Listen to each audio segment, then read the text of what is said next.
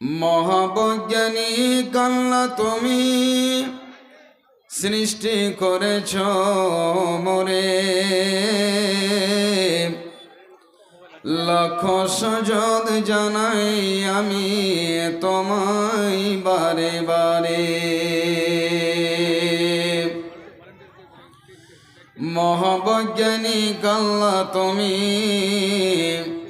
সৃষ্টি করেছ মোরে,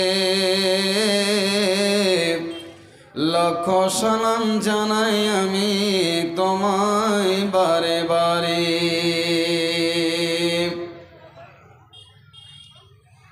মিল নাই রে চেহারায়, নাই রে গলার স্বরে, মিল নাই রে চেহারায়, নাই রে গলার স্বরে, অদ্ভুত তোমার কারিগরি দেখছি জীবন ধরে। মায়ের পেটে জন্মে শিশু, জলের পেটে মাছ,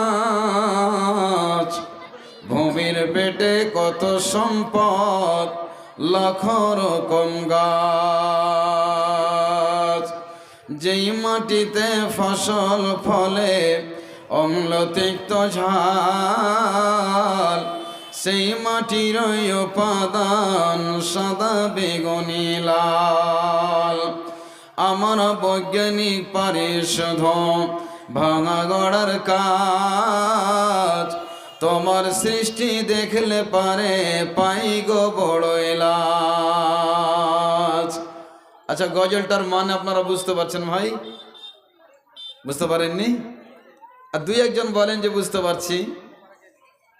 গজলটা যদি আপনি বুঝেন তো এর মানে এত সুন্দর সুন্দর কথা লুকানো আছে, আপনি সারা জীবন আল্লাহর প্রশংসা করবেন তো শেষ করতে পারবেন না।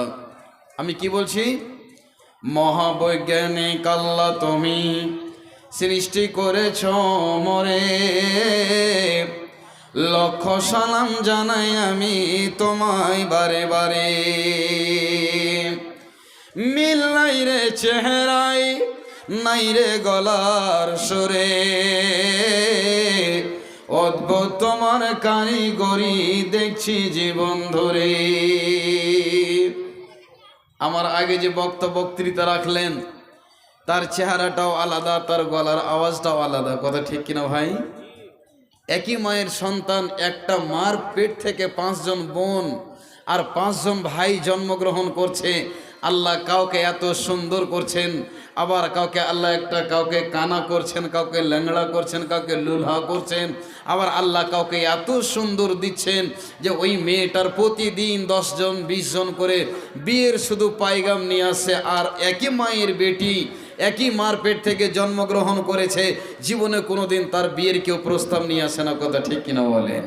এই জন্য কবি বলছে মহাবৈজ্ঞানিক আল্লাহ তুমি সৃষ্টি করেছ মোরে,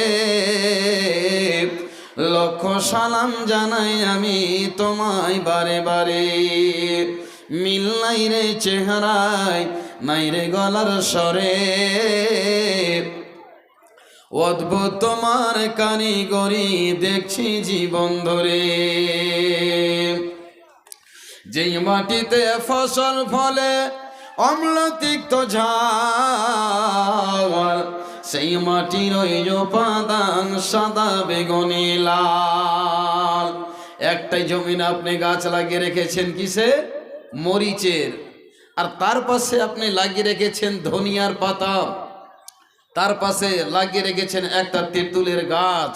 তো তেঁতুলের গাছ থেকে টক পাবেন আর মরিচের গাছ থেকে ঝাল পাবেন। এই জন্য কবি বলছে একটাই জমিন, একই পাশাপাশি দেখেন হলুদ হয়, একই জমি থেকে আদা হয়, একই জমি থেকে রসুন হয়, পেঁয়াজ হয়। এই জন্য আল্লাহ একটাই জমি করেছেন, কিন্তু বিভিন্ন ধরনের খাবার আল্লাহ আমাদের জন্য তৈরি করেছেন। বলুন একবার আলহামদুলিল্লাহ। ভাই, আমরা এখন আগামী ধান কাটবো, একটাই তো জমি।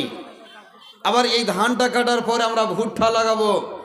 তো একটাই জমিনে এতগুলো হয়, প্রতিটা ক্ষেতির জন্য, প্রতিটা যদি ফসলের জন্য আলাদা আলাদা জমি লাগতো তবে ভাই আমার বন্ধু আমার মানুষ করতে পারতো না। এই জন্য কবি বলছে, যেই মাটিতে ফসল ফলে অম্ল তিক্ত ঝাল, সেই মাটির ওই উপাদান সাদা বেগুনি লাল।